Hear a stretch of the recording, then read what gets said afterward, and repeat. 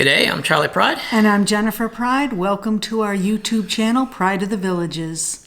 This video is the second part of our South Dakota adventure, where we will be visiting Devil's Tower National Monument, Wall Drug Store, Badlands National Park, seeing some of Rapid City, and finishing with the Mammoth Site at Hot Springs. Devil's Tower is a butte located in northeastern Wyoming and about a 2-hour drive from Rapid City. Devil's Tower was the first United States national monument established on the 24th of September 1906 by President Theodore Roosevelt. In that proclamation signed by Roosevelt, the apostrophe in Devils was mistakenly left out, so the form signed by the president named the monument Devil's Tower with no apostrophe. The typo was never corrected, and that spelling is still used today. Depending on your mode of transportation, the entrance fee to Devil's Tower National Monument is $25 for autos, $20 for motorcycles. Parking at Devil's Tower National Monument is limited. The park seats thousands of visitors per day during the summer. Parking at the visitor center can fill up between 10 a.m. and 3 p.m. daily. The 5 trails in the park provide excellent views of Devil's Tower and allow for adventures of all lengths and experiences. The Tower Trail is the hike we chose, with the approach from the parking lot to the intersection, and the 1.3-mile loop. You're looking at a total of 1.8 miles out and back. This paved Tower Trail is the way most visitors, old and young, appreciate the monument. Looping around the base, the average walking time from start to finish is 45 to 60 minutes. The site is considered sacred by Northern Plains Indians and indigenous people. As you walk the Tower Trail, you will notice cloths or small bundles attached to trees. These are Native American prayer cloths and represent the spiritual connection many tribes have with the tower. The butte rises 1,267 feet above the Belle Fourche River, standing 867 feet from summit to base. The summit is 1,112 feet above sea level. The first known ascent by Devil's Tower by any method occurred on the 4th of July, 1893, and is credited to William Rogers and Willard Ripley, local ranchers in the area. They completed this first ascent after constructing a ladder of wooden pegs driven into cracks in the rock face. Some of their climbing system is still evident today. Hundreds of parallel cracks make this one of the finest crack climbing areas in North America. More than 150 rock climbing routes have been established on Devil's Tower, and there are approximately 4,000 to 5,000 climbs a year. No guide is required to climb, but all rock climbers must register at the ranger station both before and immediately after attempting to climb the tower. In 1941, George Hopkins parachuted onto Devil's Tower without permission as a publicity stunt resulting from a bet. He had intended to descend by a 1,000-foot rope dropped to him after successfully landing on the butte, but the package containing his descending gear slid over the edge. Hopkins was stranded for 6 days on top of the butte before a mountain rescue team reached him and brought him down. The monument is a fantastic place to stargaze and experience the wonder of the night sky. With minimal light pollution and clear skies, this location provides an ideal location for capturing the beauty of the stars. The 1977 movie Close Encounters of the Third Kind used the formation as a plot element as the location for its climatic scenes. Its release was the cause of a large increase in visitors and climbers to the monument. Expect to see wildlife around the tower, to include deer, a variety of birds, to include peregrine falcons, rabbits, porcupines, and these guys, the yellow-bellied marmot. We concluded our visit to the monument with a stop at the Circle of Sacred Smoke sculpture, which honors the American people as a gesture of world peace. The sculpture is designed to help raise visitor awareness of the importance of the tower to over 20 affiliated tribes. The sculpture represents the first puff of smoke from a newly lit pipe. The sculpture is accessible by road or by trail from the Prairie Dog town. Moving east of Rapid City along Interstate 90 is Wall Drug Store, often called simply Wall Drug. It is a roadside attraction and tourist stop located in the town of Wall, adjacent to Badlands National Park. Wall Drug consists of a collection of cowboy-themed stores, including a drugstore, gift shop, several restaurants, and various other stores, as well as an art gallery. Wild Drug has become an internationally renowned tourist attraction that draws some 2 million visitors annually. The 2020 drama film Nomadland features scenes where the main characters work at Wild Drug, and it is the principal industry in the town. Its shopping mall occupies most of the downtown of Wall and employs nearly a third of its population. The small town drugstore made its first step towards fame when it was purchased by Ted Husted in 1931. He bought Wild Drug, located in a 231-person town and what he referred to as the middle of nowhere, and strove to make a living. 5 years later, it was still a tiny drugstore. Dorothy, Ted's wife, thought that the people driving past must be thirsty and suggested that Ted put up a sign on the highway advertising free ice water at the store. It sounded silly, but Ted put up the sign anyway. By the time he got back, thirsty tourists were lining up for their free ice water. They've been stopping ever since. Ted's son, Bill Husted, was also a pharmacist, returned to Wall and joined the family business in 1951. Under his direction, Wild Drug grew into a cowboy-themed mall and department store.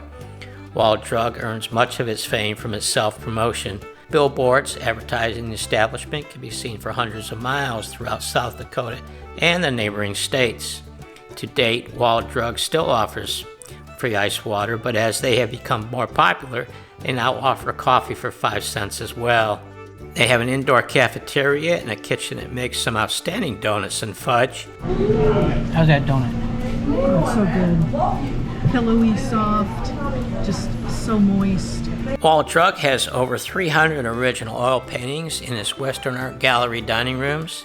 This acquisition represents one of the country's best private collections of original Western and illustrative art. Every square inch of Wild Drug's knotty pine interior is covered with stuffed animal heads, totem poles, and carved statues. Mechanical creations inhabit the nooks and crannies that surround the shops inside Wild Drug, which mimic storefronts in a Wild West town. Most of it blends in with the Western theme, like Pappy here.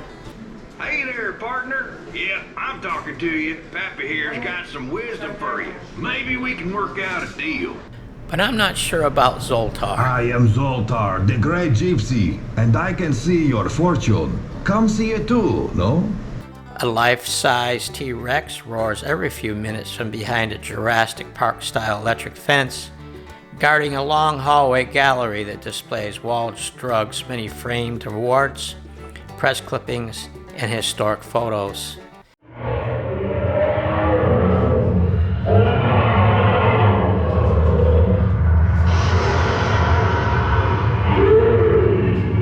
Yes, Wild Drug can be somewhat eclectic, but we really enjoyed the visit and would certainly recommend that you visit it at least once and judge for yourself. While in Wall, we met up with my old military buddy, Billy Ray.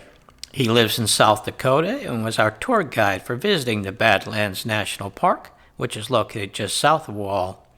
The park protects 244,000 acres of sharply eroded buttes and pinnacles, along with the largest undisturbed mixed grass prairie in the United States. The National Park Service manages the park, with the South Unit being co-managed with the Lakota tribe. The Lakota people were the first to call this place Badlands in their native language. The Badlands presents many challenges to easy travel.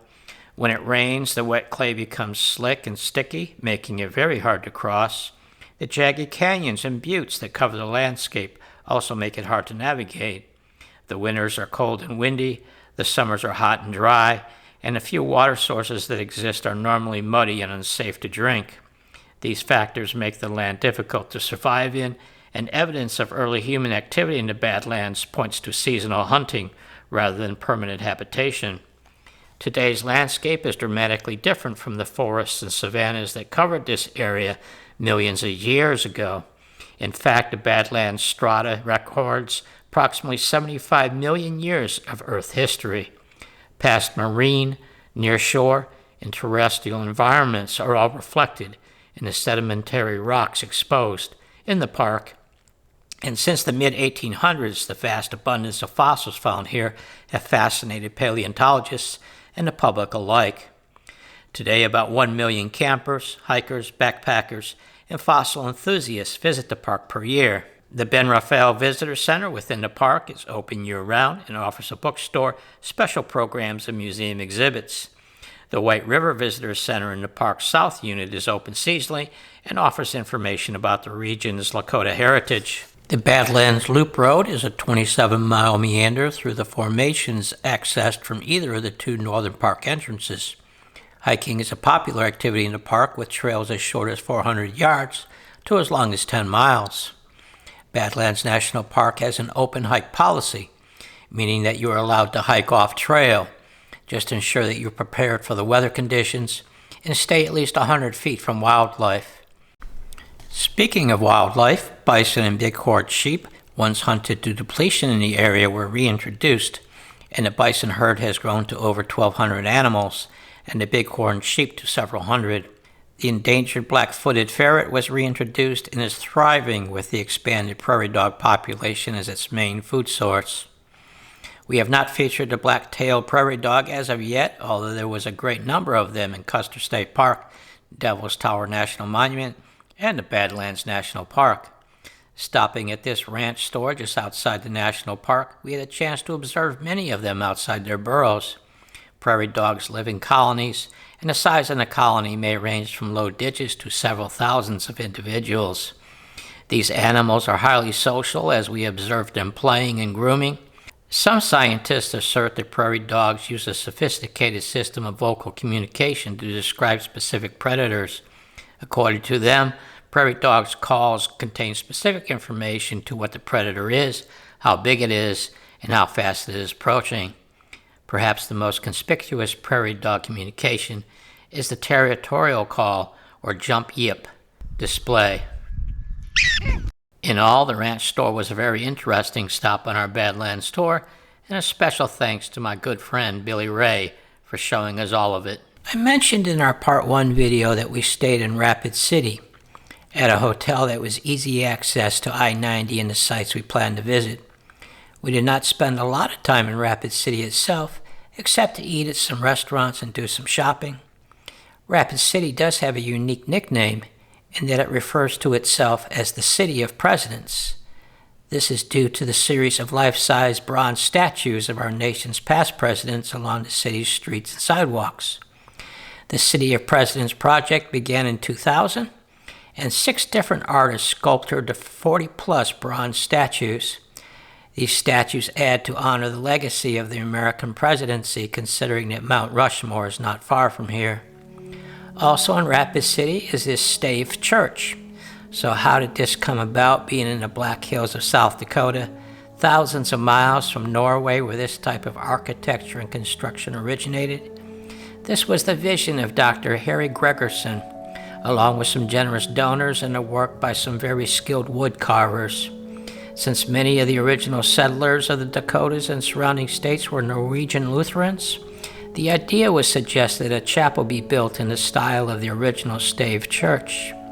The chapel is an exact replica of the famous Borgund stave church in Lardal, Norway, which was built in 1150. It is named Chapel in the Hills and is open for public visitation. A whole video could be done on the architecture of the church. The only metal used is on the ornate door furnishings and locks. Instead of nails, they used wooden dowel pins. The wooden dowels allow the building to expand and contract with the changes in temperature and humidity. This may very well be one of the reasons why some stave churches have stood for over 800 years. Another characteristic of the stave church is the wood carving, which abounds in much of the architecture of Norway.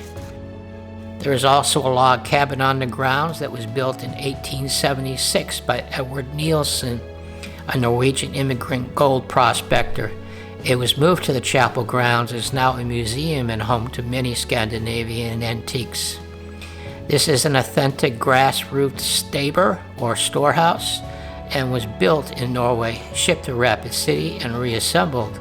The storehouse is a gift shop for Scandinavian merchandise, books, chapel souvenirs, and locally handmade Scandinavian craft items. Public visitation to the church and grounds is free, And of course, they accept donations, which we contributed to keep this very unique Norwegian church in the Black Hills of South Dakota. Our last highlight is in Hot Springs, South Dakota, in the southern portion of the Black Hills. The Mammoth Site is a museum and an active paleontological excavation site at which research and excavations are continuing. Mammoth bones were found at the site in 1974 during the excavation for a new housing project.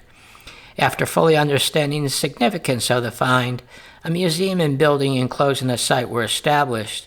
The facility encloses a prehistoric sinkhole which formed and was slowly filled with sediments about 26,000 years ago. Today, the remains of 61 mammoths, including 58 North American Columbian and 3 woolly mammoths, have been recovered, making this site the largest concentration of mammoth remains in the world. Likely enticed by warm water and pond vegetation, mammoths entered the pond to eat, drink, or bathe. Because of the steep sides of very slippery spearfish shale, mammoths were occasionally trapped as they were unable to find foothold and climb out of the sinkhole during periods of low water. Trapped in the sinkhole, the mammoths ultimately died of starvation, exhaustion, or drowned in the pond. This is one of the very few, if not only, places where Columbian mammoths and woolly mammoths are found together. Columbian mammoths are very large mammoths that prefer the more temperate regions of North America, while woolly mammoths were much smaller and lived in the colder regions, mainly in the very northern United States or throughout Canada. As a result, the ranges normally did not overlap. Other findings at the site include the remains of giant short-faced bears, along with those of shrub oxen, American camel, llama, wolves, and coyotes. The Mammoth Site is a nonprofit organization. The museum is open daily to the public, and admission tickets range from $11 to $14. Now, we accomplished a lot during our full 5 days in the western part of South Dakota, but we wish we had more time to explore some other wonders. We drove by the Crazy Horse Monument and only saw the ongoing construction from a distance. Impressive was the scale of the monument, considering all 4 faces of Mount Rushmore would fit into the face of Crazy Horse. Likewise, we drove by Wind Cave National Park on our way to Hot Springs, but did not have the time to take a tour, although we did visit Jewel Cave. We drove through Sturgis on I-90, and we can only imagine what this town is like during the summer motorcycle rally. We did drive through Spearfish Canyon and did stop at Bridal Falls, but we understand there is some great hikes in this canyon, and we will just have to save that hiking and other adventures we missed for a future visit. So that's all for this video. Wishing you a great day wherever you are, and we'll see you on the next one.